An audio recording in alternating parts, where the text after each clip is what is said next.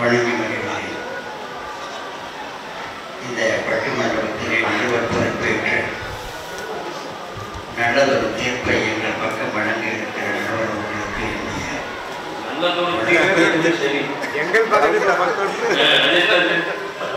கொஞ்சம் இப்போ நீதிபதிகள் தான் இந்த நாட்டை காப்பாற்றிட்டு இருக்காங்க. அவங்களையும் நீங்க பட்டிமன்ற பேச்சாளர்களுக்கும் இந்த விழாவை ஆண்டுதோறும் ஒரு வேள்வியாகவே செய்து வருகிற இந்த விழாவை சேர்ந்த பெருமக்கள் அத்தனை பேருடைய திருவடிகளை வணங்கி வருகிறேன். எங்கள் சிதம்பரத்திலிருந்து தில்லையிலிருந்து இங்கே வருகிறது ஒளிவிட்டு எங்களுடைய சொற்களை எல்லாம் செவிப்படுத்திக் கொண்டிருக்கிற சுவாமிகளுடைய திருவடிகளை வணங்கி பல இடங்களிலிருந்து இங்கே வருகின்ற பெருமக்கள் அத்தனை பேருக்கும் என்னுடைய வணக்கத்தை தெரிவித்து நான் நேரடியாக செய்திக்கு வருகிறேன். பனசி அருணா அவர்கள் பேசுகிற போது அவர் தொடங்குவதிலேயே எனக்கு கொஞ்சம் பயம் வந்தது. நிறைய கேள்விகளை கேட்டு விடுவார்கள் என்று. ஆனால் அவருடைய பேச்சில் நான் கேட்பதாக ஒரு கேள்வியை கேட்டு அதற்கு அவரே பதில் சொன்னாங்க. ஆமா, கொஸ்டின் பேப்பர்லாம் அப்படி இருந்தா நல்லது. அவங்களே கேட்டு அவங்களே எடுத்துட்டா நல்லது.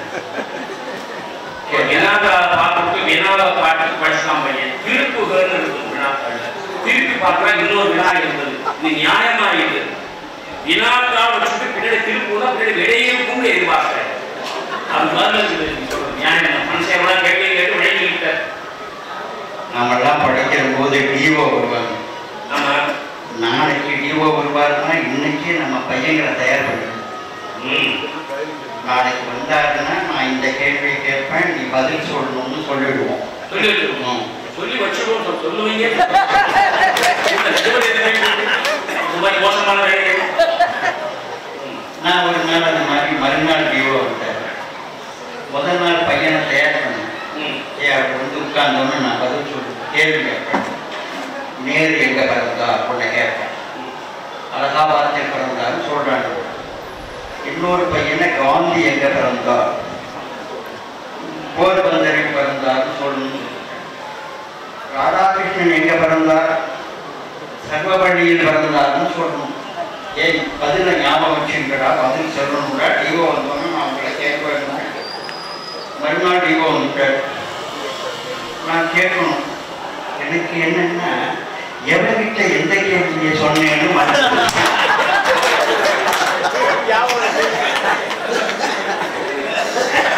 அதாவது நமக்கு அவனுக்கு ஒரு கேள்வி தானே, அவங்களுக்கு கேள்வி ஞாபகம் கேட்கிறது காதல் வாங்கியிருப்பாங்க சொல்லுவாங்க. காந்தியை கேட்க வேண்டிய போய் நேரு கேட்டுட்டாங்க. நேரு எங்க அவன் இப்படி பார்த்துட்டு இப்படி பக்கத்தில் இருக்கிறவனை கேட்கணும். அவனை கேட்கணும். நேரு இன்னொரு கேட்டேன், நேரு எங்க பிறந்தாரு. கொஞ்சம் நிதானமா கேள்வி கேளுங்க, இதை பதில் தான் நிதானமா சொல்லணும்னு பார்த்தான். பொறுக்கிட ஏற்றி என்னை காந்தி எங்க பிறந்தவர் என்று கேட்க வேண்டியது, கிருஷ்ணமூர்த்தியை கேட்க வேண்டிய கேள்வி. முன்னெல்லாம் டிஓ வருவார், பயப்படுவோம். இப்போ டிஓ வந்தா பையன் என்ன சொல்லுவான், கவலைப்படாது சார், நாங்க காப்பாற்றுறோம். என்னமோ அவன் காப்பாற்றுறான் நம்மள. ஆகவே கேள்வி கேட்க வேண்டியதுதான். கேள்வின்னு சொன்ன உடனே அவர்களை பார்த்து நான் 2 கேள்வி கேட்கிறேன். திங்கள் ஒரு அரசம். நீங்க ஒரு கேள்வியை பொதுவா வச்சிருக்கீங்க. ஒரு கேள்வியை பொதுவா வச்சிருக்கீங்க. சரி, என்ன கேள்வி? அற்புதம்னா என்ன கேட்டிருக்கேன். நீங்க என்ன பண்ணுறீங்க? எல்லாம் ஆன்மா சார்ந்தவங்க அற்புதம்னா என்னன்னு கேட்டிருக்கீங்க. சரி, நான் ஒரு பிராக்டிக்கலா சொல்றேனே. எனக்கு இப்ப 67 வயசா சொல்றேன். அது ஏன் அவங்க வயசை சொல்லக்கூடாது.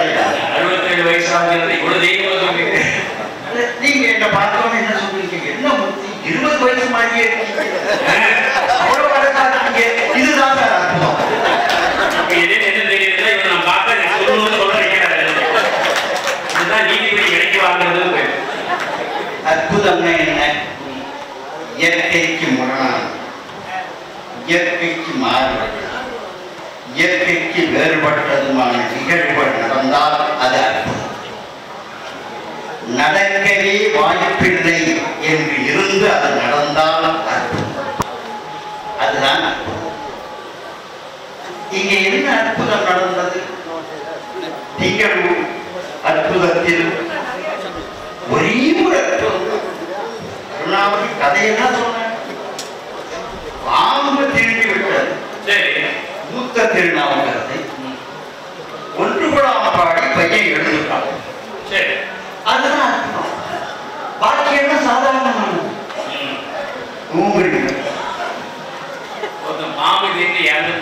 பாம்பு கடிச்சு ஒன்று கூடாம பாடி எழுதுட்டான்.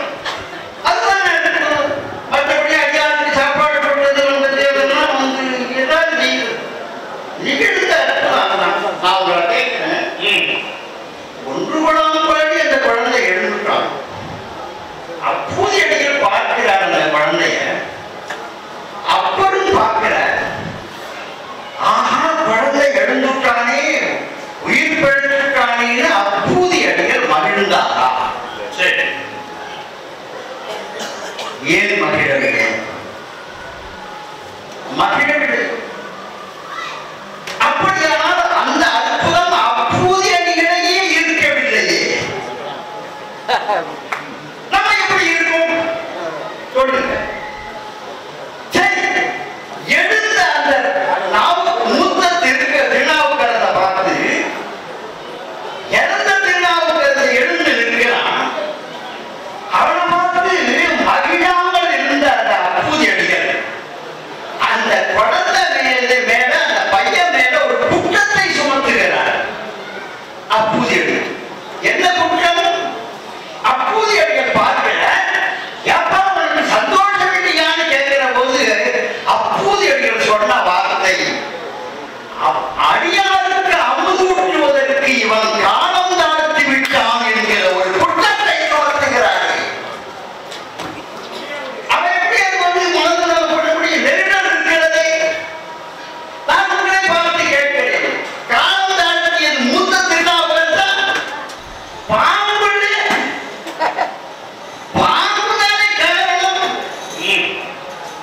அவன் செய்த மூத்த திருநாவுக்கரசு செய்த ஒரு வினாடி தாமதப்படுத்துறதுக்கு இல்லை என்ற தேக்கினார் எப்படி கொண்டாட்ட நேரத்துல எதைய பறிச்சுட்டான்?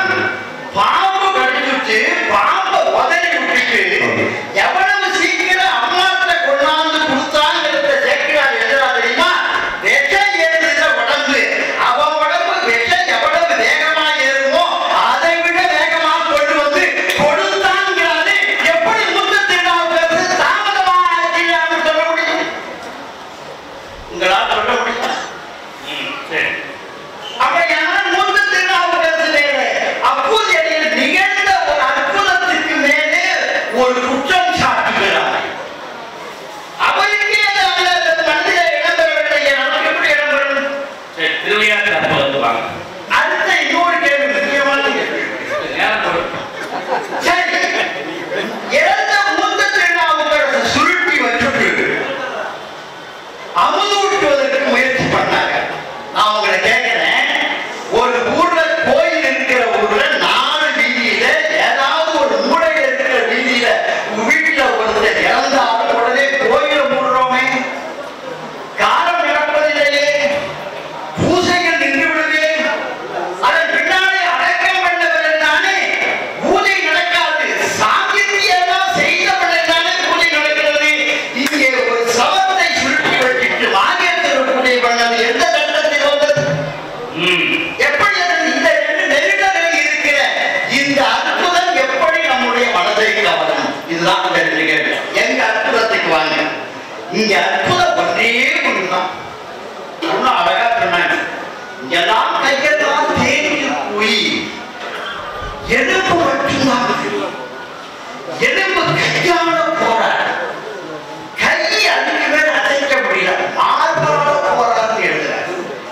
மார்பால போயிட்டு இருக்கிற போதுதான் பெருமாள் அயோத்திய அடியார் வேடத்துல வந்து எங்கப்பா வந்தேன்னு கேட்கிறார். அப்ப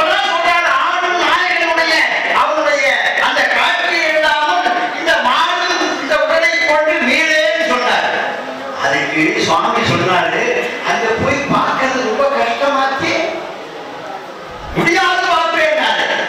அப்பதான் சுவாமி சொல்ற அந்த ரீதியா சொல்றார். அந்த சுவாமி மறைஞ்சு போய் மேலே அந்த ரீதியா சொல்றார். ஓங்கு திருநாவுக்கரசு எழு. என்ன சொல்ற?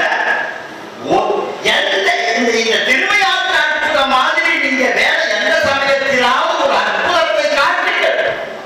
திருக்குறள் அற்புதம் மாதிரி இஸ்லாமிலே இருக்கிறது, திருக்குறள் அற்புதம் மாதிரி கிறிஸ்தவத்திலே இருக்கிறது, மற்ற சமயங்களிலே இருக்கிறது, பல அடிகளுடைய வருமானம் மற்ற சமயங்களிலே இருக்கிறது.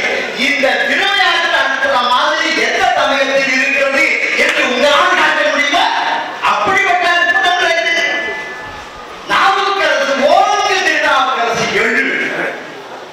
அப்ப எப்படி தெரியுமா எழுந்தார்? பழக்கால எந்த காயமும் இல்லாமல் அப்பயே எழுந்தார். எல்லாரும் என்ன சொல்லுவாங்க, குழந்தை முழுங்கி வரும்போதுதான் சரியா இல்லை, ஓங்கு திருநாவுக்கரசு எழுகன்னு சொன்னாலே எழுந்தார். அதுக்கப்புறம் அற்புதம் என்ன தெரியுமா சொல்ற, இங்க வந்து இப்ப கண்ணால நான் ஒரே ஒரு சம்பவம் சொல்றேன், ஒரு நிமிஷம் கொடுங்க. சிதம்பரத்திலிருந்து ஒரு 32 பேர் கைலாயத்துக்கு போனாங்க. ஒரு டாக்டரோட போய் மாணவரோட ஒரு அந்த குளத்துக்கிட்ட நின்று பார்க்கறாங்க. வாங்கிக்க அங்க ஒருத்தர் கண்ணு தெரியாம, 2 கண்ணு தெரியாதவரு மானசொருவருக்கு நின்றுட்டு கைலாயமடைய பார்த்துட்டு இப்படி கூப்பிடுறாங்க. இந்த போனவங்க சும்மா இருக்கக்கூடாது, இவ்வளவு கஷ்டப்பட்டு கண்ணு தெரியாத நீங்க வந்திருக்கீங்களேன்னு கேட்கக்கூடாதுங்கிறதுக்காக ஐயா ஐயானோன்னு அவர் சொன்னாரா, நீங்க கேட்கறது எனக்கு தெரியுது, உங்களுக்கு கண்ணுதான் தெரியலையே, நீங்க இவ்வளவு சிரமப்பட்டு இங்க வந்து பார்க்கணுமா அப்படின்னு தானே கேட்கறீங்க. அதுக்கு அவர் சொன்ன விட, நான் என்னுடைய இந்த ஊனக்கண்ணால நான் அவரை பார்க்க முடியாது, எதுக்கு தெரியுமா வந்து இங்க இருந்து பார்க்கிறேன், அவரு என்ன பார்ப்பாரு பாருங்க, அதுக்காக வந்தேன், அதுக்காக வந்தேன் இல்லையா? நீங்க வழிபாட்டுல என்ன தெரியுமா, நீங்க பார்த்துட்டா பரவாயில்ல, அவரு பார்க்கணும். அவரு பார்க்க நல்ல வழி. கண்டம் சின்னதானா இருக்கிற ஒரு நேரம் போயிட்டு இருக்காது, இந்த குடிமிட்ட வேலை பார்க்கல, அவரு அங்கே இங்க பார்த்துட்டாரா. திங்கள் சேர் தடையாதன்மை சென்றவர் காணாமல் அங்கனால அருள் திரு நோக்கம் கொண்டு அன்புருவாக வரணமாறுன்னு அவரு சொல்றாரா. அதுதான் வழிபாடு. எங்க வளர்ச்சிட்டு வந்தா வழிபாடு இல்லை, நம்ம வந்துடுறோம். அப்ப என்ன அங்கே வராது. ஓங்கு திருநாவுக்கரசு எழு. அப்பதான் சொல்றார், ஒரு பொய்கையை உண்டாக்குறார். அப்ப அந்த பொய்கை இல்ல, சுவாமி ஒரு பொய்கையை உண்டாக்குறார். இது மூழ்கி திருவையாற்றில் எழுது, திருவையாற்றில் எழுது, அங்கே இருக்கிற பாவியில் எழுது. அடுத்த நிமிஷம் அதுல கொஞ்சம் கூட அஞ்சுடாமல் சுவாமி சொல்லிட்டார், அதுக்கு மேல இல்லைன்னு அப்படியே இறங்கினாருங்கிறத எப்படி கேட்கிறார் என்றார்னா, சூரியன் மேற்கே மலையிட போது கொஞ்சம் கொஞ்சம் கொஞ்சம் கொஞ்சமா அது போல இறங்கினாராம். அங்க எப்படி இருந்தாருன்னு சொல்றது சேக்கிரார் சொன்னாரு, தோன்றி வந்து நடந்தார். கொஞ்சம் கொஞ்சமா பாதையில நடந்து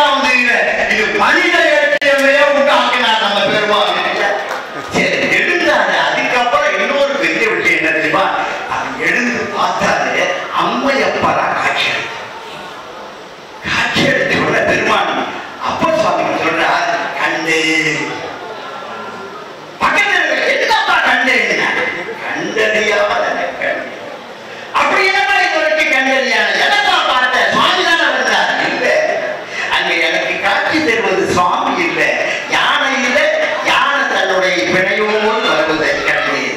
அன்றில் இல்லை அந்த அன்றில் பறவை பிணையோடு வருவதை கண்டேன். மாநில மான் பிணையோடு வருவதை கண்டேன். கிளி பிணையோடு வருவதை கண்டேன். பன்றி பிணையோடு வருவதை கண்டேன். அப்படி சேவல் வருவதை கண்டேன். அது மாதிரி 7 பறவைகள் 4 விலங்குகள் வருவதாக பார்த்து சொல்லுகிறார். இது எதை குறிக்கிறது? மற்ற தேவாலயத்தில் இல்லாத ஒரு காட்சி. பெருமாட்டி கைலாய காட்சியை பார்த்து 7 பறவைகள் 4 விலங்குகள் தன்னுடைய கடையாக வருவதை பார்க்கிறேன் என்று சொல்லி சொன்னால என்ன அர்த்தம்? மிருகங்களையே மிக உயர்ந்த மிருகமாக நினைக்கிறது எது? யானை. அதை சொல்றார். ரொம்ப குறைச்சலா நினைக்கிற மிருகம் எது? பன்றி. அதை சொல்றார். பறவைகளையே உயர்ந்ததா நினைக்கிறது எது? அன்னம். அதை சொல்றார். ரொம்ப குறைச்சலா சொல்றது எது? நாளை. எங்க பெருமான் உயர்வு தாழ்வு இல்ல, இந்த உலகத்தில் இருக்கிற எல்லா உயிர்களாகவும் இருக்கிறான் என்பதை சக்தியும் சிவமாக தான் காட்சி அளிக்கிறார் என்பதை அங்கே பிரயோகப்படுத்துகிறார். இன்னொன்று அந்த காட்சியில் என்ன தெரியுமா? அற்புதமான இடம் அது. அடுத்த வரி என்ன? கண்டேன் அவர் திருப்பாதம். சக்தி சிவமாக இருக்கிற பெருமான் கடைசியிலே நாம் போய் சேர்த்து சேர வேண்டிய இடம் தெரியுமா? அதுதான் திருவடி. சக்தி சிவமாக இருக்கிற பெருமானை வழிபட்டால் அடைய வேண்டிய திருவடியை அவனே காட்டுவான் என்பதற்காகத்தான் அடுத்த அடியில் கண்டேன் அவர் திருப்பாதம் கண்டேன். சைவ சித்தாந்த நோக்கில் இதை பார்க்கிற போது தத்துவ ரூபமாக பார்த்து வெளியிட்டவர் அப்பர் சுவாமிகள். இதை நான் எந்த அற்புதத்திலும் சேராது. இந்த இன்னொரு சொல்படா, இத்தனை உயிர்களாகவும் பெருமாளை பார்க்கிறேன் என்றால் என்ன அர்த்தம்? நீங்கள் எதை பார்த்தாலும் எந்த உயிரை பார்த்தாலும் இறைவனாகவே முடியும். நான் ஒரு சின்ன உதாரணம் சொல்றேன். ஒரு ரயில் போயிட்டு இருக்கும் போது அதுல ஒரு பெரிய ஞானி உட்கார்ந்துருந்தான். மேலே கிழிந்த சட்டை, தலையெல்லாம் ஒரே இது போட்டு ஒரு ஏழை நாள் உட்கார்ந்துருந்தான். பணக்கான ஓட்டம் எங்க உட்கார்ந்துட்டு அந்த ஏழையா இருக்கிறவங்க ஏழனமா காலை எடுத்து வச்சா தள்ளானா போடானா திந்த பண்ணிட்டே வந்தா ஒரு சேட்டனை வந்து வெட்டி நின்றுது. ஒரு 15 பேர் ஏறி போய் ஒரு மாலை எடுத்து அந்த ஞானி கழுத்துல போட்டு எல்லாம் கை தட்டி கும்பிட்டாங்க. உடனே பெரிய பணக்காரன் பார்த்தா ரயில் நம்புவான பணக்காரன் சொன்னா, மேலேயே ஞானியே தப்பு பண்ணிட்டேன், இன்றையிலிருந்து நான் ஏழைகளை பார்க்கிற போதெல்லாம் ஞானியாகவே நினைத்து வழங்குவேன் என்று சொன்னாலே அதை தான் இங்கே நினைவுபடுத்துகிறது. சக்தி சிவமாகத்தான் எல்லாவற்றிலும் இருக்கிறான் பெருமான். அவனை அடைவதற்கு கண்டேன் அவர் திருப்பாதம் காண்பேன் என்பதைத்தான் அந்த திருவையாற்று பதிகம் முடிந்த முடிவாக சொல்லுகிறது என்று சொல்லி இதை போல அற்புதம் வேற எந்த வரலாற்றிலும் இல்லை. ஆகவே அங்கே மூழ்கி இங்கே இருந்து அற்புதமான ஞான தத்துவத்தை வழங்கிய திருவையாற்று பதிகம் தான் நம் நெஞ்சில் நிறைந்திருக்கிறது. அதையே நீங்கள் தீர்ப்பாக வழங்க வேண்டும் என்று உங்களை பணிவோடு வேண்டிய தந்த வாய்ப்புக்கு நன்றி தெரிவித்து விடைபெறுகிறேன். நன்றி, வணக்கம். வழக்கறிஞர்கள் நீதிபதிகளை மிரட்டுகிற காலம். நீதிபதிகள் பாதுகாப்பாக இருக்க வேண்டிய காலம் என்றும் தெரிகிறது. சொல்றார், நீங்கள் அதையே தீர்ப்பாக வழங்க வேண்டும். எடுத்து பேசி வழிவ சொல்லியிருக்கிறார். பல விஷயங்கள் சொன்னார். கேள்விகள் நிறைய கேட்டிருக்கிறார். திங்களூர் அற்புத கட்சிக்காரர்களுக்கு ஒரு கேள்வி கேட்கிறார். பிள்ளை எழுந்ததில் அப்போதைக்கு மகிழ்ச்சி உண்டா? அப்போதைக்கே மகிழ்ச்சி தராத அற்புதம் ஒரு அற்புதமா என்று கேள்வி கேட்டிருக்கிறார். இதை நான் ஏன் இப்ப பூசி கொடுக்கிறேன்னா, இதுதான் என் வேலை. ஒருத்தர் கேட்டா நடுவர் தான் என்ன வேலைன்னா நடுவர் உட்கார்ந்து இருப்பாங்கன்னு அர்த்தம். அப்படி இல்லடா பேச்சாளர்கள் உச்சவசப்பட்டு பேசுகிற விஷயங்களை உருவாக்கி அதை கொஞ்சம் சரியா சமப்படுத்தி பார்வையாளர் நெஞ்சில் நடுகிற வேலையை செய்வதனால் நடுவதற்கு வேண்டும். அந்த வேலை நான் செஞ்சுட்டு இருக்கணும். ஒரு கேள்வி கேட்டிருக்கிறார். அடுத்தது, அப்போதே மனம் மகிழ்ந்தான ஒரு கேள்வி. அடுத்த கேள்வி, அற்புதம் என்பது இயற்கைக்கு மாறானது சொல்லியிருக்கிறார். அந்த விடை ஏற்றுக்கொள்ளத்தக்கதான இங்க சொல்லணும்.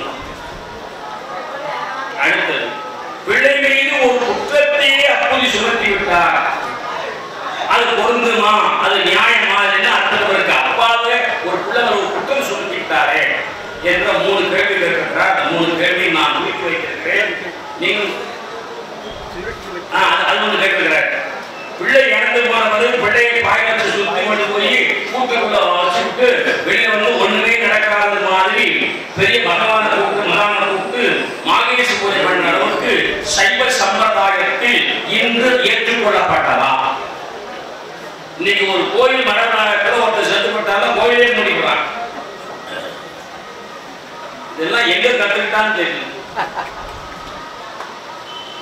இது மாதிரி 4 கேள்வி, இந்த 4 கேள்வி பதில் சொல்லட்டும். ஒருவேளை பதில் சொல்லணும் நான் கட்டாயம் பதில் சொல்றேன். நீ கவலையே பட வேண்டாம்.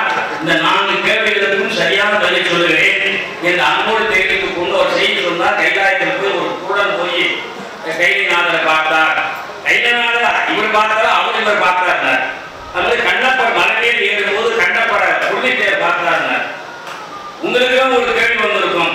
அப்புறம் இறைவனை பார்த்தது இறைவன் அப்புறம் பார்த்தாரா? ஒரு கேள்வி. அந்த கேள்வி படிச்சு சொல்லிட்டு அடுத்த கூப்பிடுறேன். தில்லை நடராஜ பெருமான் சன்னிதானத்துக்கு திருநாவுக்கரசர் முதல் போறேன். சிதம்பரம் நடராஜ சன்னதி. நடராஜரை அப்புறம் பார்த்தாரா நடராஜர் அப்புறம் பார்த்தாரா? கேள்வி. நாவுக்கரசு பெருமான் நடராஜரை பார்ப்பதற்கு முன்பு நடராஜ பெருமான் அப்புறம் பார்த்தார். சார் நம்ம எல்லாம் கோயிலுக்கு போறோம்னா நம்ம சுவாமியை பார்க்கறதுக்கு முன்னாடி சுவாமி நம்மளை பார்க்கணும். ஒரு விளக்கம் சொல்லிடுறேன். நம்ம சுவாமியை பார்த்தா பக்தி, சுவாமி நம்மளை பார்த்தா அருளிப்பாடு. சில பேர் கோயிலுக்குள்ள போனா சுவாமி கண்ண முடியல. ஏன் இவன் ஏன் வந்து இறைவன் அவர் நம்மை பார்க்கணும். அப்புறம் பார்த்தாருன்னா பார்த்தார். எப்படி தெரிகிறது? இங்கிருந்து போறார். இவர் சொல்றார், அவங்க கேட்காதது புரியுது. என்று வந்தார், எப்பப்ப வந்த என்று அப்பர் பெருமானை நடராஜர் கேட்டார் என்று அப்பர் பெருமான் பாடுகிறார். என்று வந்தாயின் அபயகரம் அவர் தோன்றியது. நான் 10 நாள் பாட மாட்டேன் பார்த்து அத்தாவும் ஆடல்தான் அடியேனே வந்தவாறே விடை சொல்றார். வினா என்று வந்தாய், விடை ஒன்ன பார்க்க வந்தேன். சரி, பார்க்க வந்த அந்த கேள்வி கேட்கிற பொழுது நடராஜர் எப்படி இருந்தாராம்? செப்பு திருமேனியாக வடிவ திருமேனியாக இருந்த நடராஜா அப்புறம் உள்ள போன உயிர்ப்பு திருமேனியா மாறிட்டார். சத்தியமா மாற்றார். எப்படி சார் உங்களுக்கு தெரியும்? ஐம்பொன் மோகம் உயிர்ப்பு திருமேனியா மாறி நமக்கு நடராஜா ஒரு திருவடி ஒன்றி ஒரு திருவடி வீசி ஆடத்தான் தெரியுது. அப்பர் பெருமானுக்கு ஆடுவது முழுமையுமே தெரியும். கண்கள் அசைவது தெரிகிறது, ஜடாமுடி பறந்து விரிகிறது தெரிகிறது, கைகள் அசைவது தெரிகிறது, அது கழுத்தில் இருக்கிற பாம்பு நெறிவது தெரிகிறது. நடராஜ பெருமான் கண்கள் உற்று பார்க்கிற குனிந்து பார்க்கிற காட்சி தெரிகிறது. அவர் பார்த்து விட்டு என் பக்தன் வந்து விட்டான் நாவுக்கரசன் என்றவர் சிரிப்பு தெரிகிறது. எங்க பார்க்கிறார்? குடித்த புருவமும். இந்த பாட்டு நம்ம எல்லாரும் வாய்ப்பாடு ஒப்புகிற முன்னோடு ஒப்புச்சு. இது முழுக்க முழுக்க அப்பர் பெருமான் நடராஜர் பார்த்ததில்லை. நடராஜர் பெருமான் அப்புறம் பார்த்ததை அப்புறம் வர்ணிக்கிறார். எப்படி? குனித்த புருவம். முதலிலே புருவம் அடைஞ்சிருந்தது. இப்ப என்னன்னா அப்பர் போனோன்னு இந்த மூடி சில பேர் வந்துட்டா என்ன பண்ணுவான்? அவன் தான் ஐயோ சில பேர் பார்ப்போம். சில பேர் நீயால வந்திருக்கிற வாடா உள்ள என்று கையை தூக்கி வா உள்ள என்று சத்தம் போட கூப்பிடுறோம் அல்லவா? அது கூட என்ன புருவத்தை நெறிவோம் அல்லவா? அந்த வந்திருக்கிறான். அப்ப அவன் தான் வந்திருக்கிறானா என்று உற்று பார்ப்பதற்காக முன்னமே வரைந்த புருவத்தை மேற்கொண்டு வரைத்து பார்த்தான் நடராஜன் என்று சொல்ல வந்தார் அப்பர் பெருமான். குனித்த புருவம் வந்துட்டார். அப்பர் பெருமான் பார்த்துட்டார் ராஜா. உடனே ஏண்டா தம்பி நாவுக்கரசு சாப்பிட்டியா? இப்படி நடந்தே வந்தியா? சௌக்கியமா இருக்கிறியா என்று பார்த்துட்டு இத்தனை நாட்களா உன்னை பார்க்கணும் தேடிட்டு இருந்தாண்டா என்று சொல்லிட்டு கொவ்வை செவ்வாயில் குமிழ் சிரிப்பும் நான் ஒரு கேட்கிறேன், உலோக திருமேனி சிரிக்குமா? உலோக திருமேனியில கொவ்வை செவ்வாய் வருமா? நமக்கு செவ்வாயே வரல. நீங்க செவ்வாயா? என்ன அழகான பாட்டு சார். அப்ப அபரிமானை பார்த்து குளித்த புருவமும் கொவ்வை செவ்வாயில் குமை சிரிக்கும். பணித்த சடைக்குன்னா ஜடாமுடி கீழே விழுந்திருக்கிறது. அதுல பணித்த சடைக்குன்னா கங்கா தேவி அதுல உலா வருவதனால அந்த ஜடாமுடி காய்ந்து போயில்லாமல் பணித்த குளிர்ந்த கங்கை நீர் கலந்த அற்புதமான நீர் பசையுடைய சடைமுடி நான் என் கண்ணால் பார்த்தேன் என்கிறான் அபரிமான். பணித்த சடையும் பவளம் போல் மேனியில் கோல்டு கலர் இருக்கிறது உலோகம். உங்களுக்கு எப்படி தெரியுது? பவளம் போல் செவேன்னு பவளமணி மாதிரி தெரியுது. சுவாமி நமக்கு எல்லாம் கோல்டு கலர் காட்டுறாரு. அபரிமான் தான் ஒரு நெஜ கலர் பவள கலர் காட்டுறாரு. அப்பெருமானுக்கு இறைவன் நடராஜா முழுக்க தன் உருவத்தை அது பொருத்தி விளையாட்டி காட்டினார். அந்த பெருமான் தான் இந்த ஊர்ல பிறந்தவர் தான். இதை விட பெருமை இந்த ஊருக்கு என்ன வேண்டும்? அந்த சனிதானே உட்கார்ந்துருக்கிறோம். கொப்பை செவ்வாயில் குமர்சிக்கும் வைத்த தரையும் பவளம் போலேயும் பால் எண்ணீரும் இடித்த முறை எடுத்த பொருள் திருவடியா பாதமா? பாதம்னா என்ன? திருவடினா என்ன?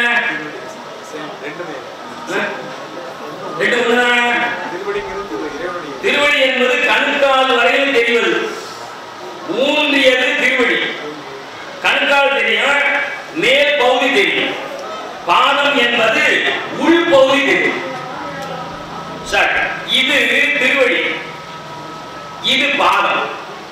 சிதம்பரம் நடராஜா கோயில மட்டும்தான் சிவபெருமான் அந்த திருவடியை தூக்கி மேலே இருக்கிற கணுக்கால் பகுதி மட்டும் காட்டாம உள்ளே இருக்கிற பாதத்தையும் பார்த்துக்கொள் என்று பாத தரிசனம் காட்டுகிறார். பாத விமோசனம் தருவதற்காக. அதனால சிதம்பரம் தரிசித்தால் புத்தி. இதை நம்முடைய வடமொழியாளர்கள் குஞ்சித பாதம் என்றார்கள். நம் அப்பெருமான் இனித்த முறை எடுத்த தயவு செய்து இந்த பாட்டத்தை படி. இன்னும் பெற்றீங்களா? அது அப்படிப்பட்ட அற்புதமான பாடல். நடராஜ பெருமான் அப்பர் சுவாமியை பார்த்து மகிழ்ச்சிப்பட்டார் என்பதை அழகா பல விஷயம் சொன்னார். திவ்யாக்கு அற்புதம் மாதிரி ஒரு அற்புதம் இதுவரை உலகத்தில் எங்கேயுமே நடந்ததில்லை. கண்டேன் அவரது இருப்பாலும் கண்டறியாத கண்டேன் என்று பல செய்திகள் சொல்லியிருக்கிறார். அதெல்லாம் நான் குறித்து வச்சிருக்கிறேன். தீர்ப்பு சொல்லுகிறேன். இப்ப அடுத்தது பட்டிமன்றத்தில் அணித்தரகர்கள் 2 பேரும் நன்றாக மோதிவிட்டார்கள். நமக்கு அது ஒரு மகிழ்ச்சி. பிரத்யார் மோதனா நமக்கு ஒரு மகிழ்ச்சி. ஒரு ஊர்ல புருஷன் மணி சண்டை போட்டுக்கிட்டு இருந்தாங்க. திடீர்னு புருஷன் சொன்னார், சத்த நிறுத்து சண்டை. ஏன் எழுத்த வீட்டுல இதை விட அழகா சண்டை, அதை கொஞ்சம் பார்த்து சண்டை போட்டுக்கலாம். அது மாதிரி இப்ப அணித்தலைவர்கள் மோதி விட்டால் இப்ப அடுத்து வழிமொழி பேசுகிற தொண்டர்கள் மோத வேண்டும்.